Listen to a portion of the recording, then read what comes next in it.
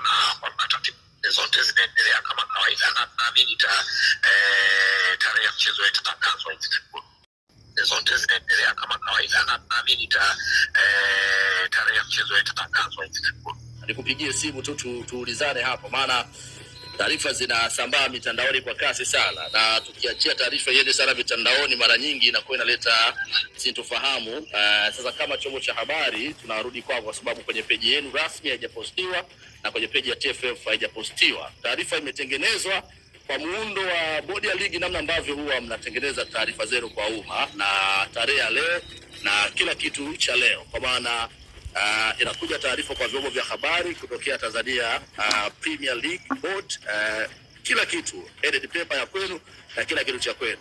Wakisema kwa heshima na taadhima, bodi ya ligi kuu inapenda kuwataarifu kuwa baada ya mashauriano na wadau mbalimbali wa michezo pamoja na tathmini ya mechi, pande zote mbili zimekubaliana na ratiba ya ligi kuu imekubaliwa kuwa mechi ya marudiano ya Simba dhidi ya Yanga dhidi ya Simba itafanyika katika uwanja wa Amani Zanzibar siku ya Jumamosi tarehe 10 Mei 2025 saa 11 za jioni.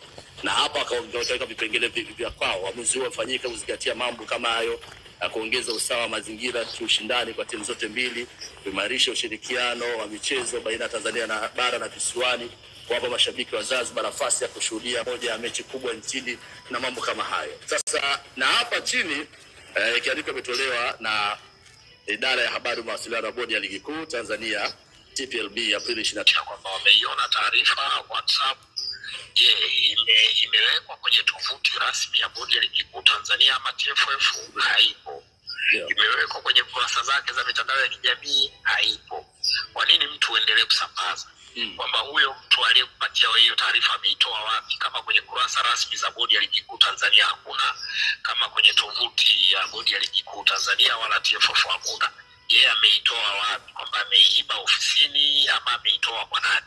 Kwa hiyo utaona tu kwamba kuna viashiria vingi vinavyoweza kuthibitisha kwamba hiyo taarifa sio rasmi, ni taarifa ya uongo, imezushwa, na wadau wa ligi kuu ya NBC na wapenda mpira kwa ujumla wanapaswa kuipuuza. Na unadhani kwa nini taarifa kama hizi zinakuja wakati huu, za kusambazwa na za kutengeneza za kubumba bumba?